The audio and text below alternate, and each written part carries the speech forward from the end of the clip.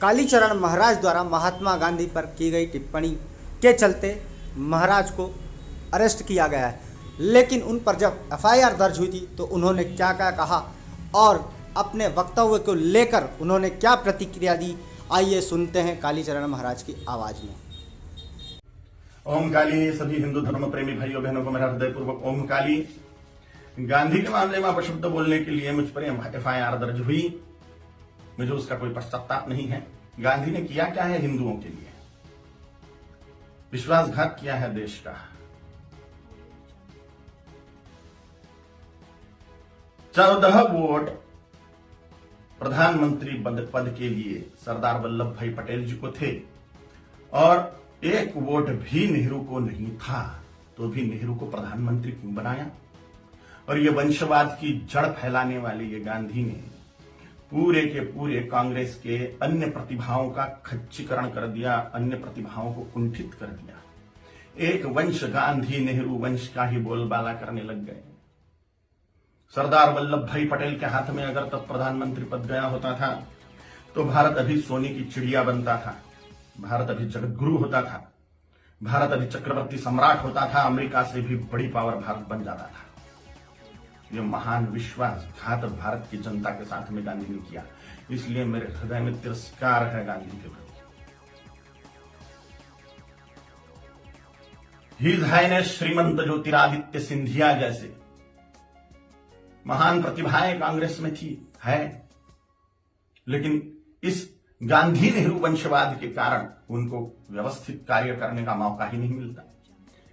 इस वंशवाद के जनक गांधी हैं, इसलिए गांधी नेहरू खानदान के वंशवाद के जनक हैं, राष्ट्र के जनक नहीं, इसलिए राष्ट्रपिता नहीं है। मैं नहीं मानता, कोई माने उनकी इच्छा। दे दी हमें आजादी, बिना खड़क बिना ढाल, साबरमती के संत तूने कर दिया कमाल। ये गाना लिखने वाले को 100 जूते मारने चाहिए।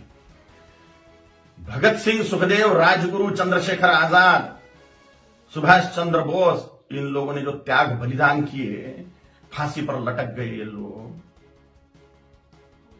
इन्होंने कुछ नहीं किया देश की आजादी के लिए, ऐसा इनका बोलना है ये गाना रचने वाले का। इतने सारे महान क्रांतिकारी, स्वतंत्रता सेनानी जिनको फांसी दी गई,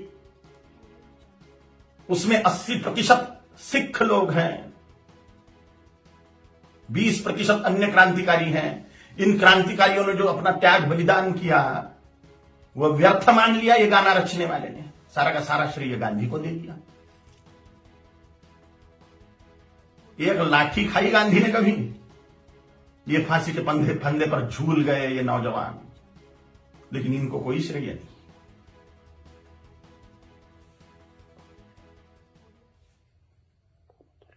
सुखदेव, राजगुरु, भगत सिंह जी की फांसी गांधी रुकवा सकते थे, लेकिन नहीं रुकवाई जानबूझ के, इसलिए तिरस्कार करता हूं मैं गांधी का।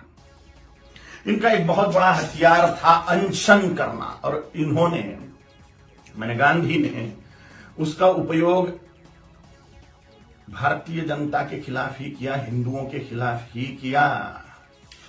बोला था कि बंटवारा मेरी लाश पे होगा, मजहब के नाम पर जो बंटवारा हुआ पाकिस्तान बांग्लादेश का, वो मेरी लाश पे होगा, ऐसा गांधी बोलते थे। लेकिन जब बंटवारा हुआ तब गांधी जिंदा थे,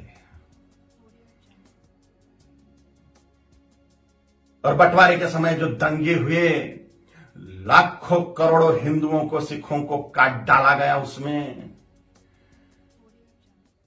और लाखों करोड़ों हिंदुओं को मार के उनकी लाशें भेजी गई। लाखों हिंदुओं को, 27 लाख हिंदुओं को मार डाला गया एक ही दिन में, डायरेक्ट एक्शन डे के दिन, जिन्ना के द्वारा। और पाकिस्तान में से जो ट्रेनें आ रही थी वो लाशों से ही भरी हुई थी, महिलाओं के और पुरुषों के, बोरे के बोरे भर के महिलाओं के स्तन काटकर भेज रहे थे वहां के लोग। सामूहिक बलात्कार करी हुई महिलाएं, उनकी लाशें, उनके स्तन बोरों में भर के। और यहां गांधी अनशन कर रहे थे कि 55 करोड़ रुपए दो पाकिस्तान को। जब सिख लोगों ने दंगे से पीड़ित होकर कड़कड़ाती ठंड में मस्जिदों का आश्रय लिया, तो उसके लिए अनशन पे बैठ गए गांधी कि इनको मस्जिदों से बाहर निकालो, मुसलमानों को मस्जिदें सौंप दो। नफरत करता हूं मैं गांधी से। इसलिए भी पाकिस्तान बांग्लादेश को जोड़ने वाला कॉरिडोर मांग लिया मुसलमानों ने कि भारत को और खाया जाए। गजवाए हिंद के तहत भारत को मुसलमान बना दिया जाए, तो पाकिस्तान और बांग्लादेश को जोड़ने वाला कॉरिडोर, हजारों वर्ग किलोमीटर का कॉरिडोर, इसके लिए गांधी अनशन पे बैठने वाले थे। के शासन को वो दे देना पड़ता था और भारत फिर से बढ़ जाता था। स्वतंत्र वीर सावरकर जी ने गांधी के सामने जातीयवाद तोड़ने की बात कही कि वर्णवाद, ब्राह्मण क्षत्रिय वैश्य शूद्र, यह वर्णवाद और हजारों जातियों में बटा हुआ जातीयवाद, इसको तोड़ दो और हिंदुत्व की धर्म ध्वजा के नीचे सारे हिंदुओं को एक कर दो। तो गांधी ने इसके लिए ये बात नहीं मानी। ये मांग पूरी करने के लिए अनशन पे नहीं बैठे। उन्होंने कहा जैसा है वैसा रहने दो। डॉक्टर बाबा साहेब आंबेडकर जी ने बोला था कि संस्कृत को राष्ट्रभाषा करो, देश की भाषा संस्कृत होनी चाहिए। तो डॉक्टर बाबा साहेब आंबेडकर की बात को संसद में मनवाने के लिए अनशन पे नहीं बैठेंगे।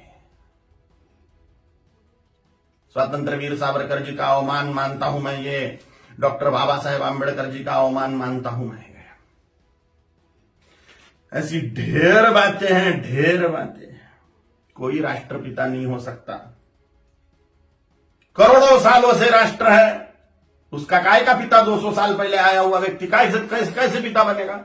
अगर पिता बनाना ही है, राष्ट्र का अनिवार्य है, तो छत्रपति शिवाजी महाराज को बनाना चाहिए, गुरु गोविंद सिंह जी महाराज को बनाना चाहिए, राणा प्रताप जी महाराज को बनाना चाहिए, आचार्य चाणक्य जी को बनाना चाहिए, और अभी के महापुरुषों को अगर बनाना है तो सरदार वल्लभ भाई पटेल जी को बनाना चाहिए, क्योंकि पूरे राष्ट्र कुल को एकत्रित करने वाले सरदार वल्लभ भाई पटेल हैं। छोटी छोटी रियासतों के टुकड़ों को एकत्रित करते हुए पूरे राष्ट्र को एक सूत्र में बांधने वाले सरदार वल्लभ भाई पटेल हैं, जिन्होंने राष्ट्र में जो टुकड़े टुकड़े थे उनको एकत्रित किया। राष्ट्र कुल को एकत्रित जिस व्यक्ति ने किया उसको ही राष्ट्रपिता का सम्मान मिलना चाहिए, ना कि हिंदुओं से पार्शियलिटी करने वाले गांधी को। अगर वो कॉरिडोर मिल जाता था पाकिस्तान बांग्लादेश को, तो हिंदुस्तान कब का मुसलमान बन चुका होता था। धन्यवाद है, कोटि कोटि धन्यवाद है महात्मा नाथुराम गोडसे जी को, उनके चरणों में साष्टांग नमस्कार है मेरा कि उन्होंने अपना बलिदान देके हिंदुस्तान को मुसलमान बनने से बचा लिया। गजवाए हिंद फेल कर दिया महात्मा नाथुराम गोडसे जी ने। कोटि कोटि धन्यवाद है उनको। महात्मा गांधी नहीं, महात्मा नाथुराम जी गोडसे हैं। और अगर सच बोलने की सजा मृत्यु है तो स्वीकार है। छत्रपति शिवाजी महाराज जी ने, छत्रपति संभाजी महाराज जी ने, गुरु गोविंद सिंह जी महाराज जी ने, राणा प्रताप जी महाराज जी ने अपने पूरे कुल का बलिदान कर दिया हिंदुत्व बचाने के लिए। तो मेरे जैसे तुच्छ जंतुओं का जी के फायदा भी क्या है? अगर धर्म के लिए हम बलिदान नहीं हो सकते तो मर जाए मेरे जैसे करोड़ों कालीचरण। हिंदुत्व को बचाने के लिए, धर्म को बचाने के लिए, सनातन हिंदू धर्म की रक्षा के लिए तैयार है हम मृत्यु दंड को पाने के लिए। ओम काली।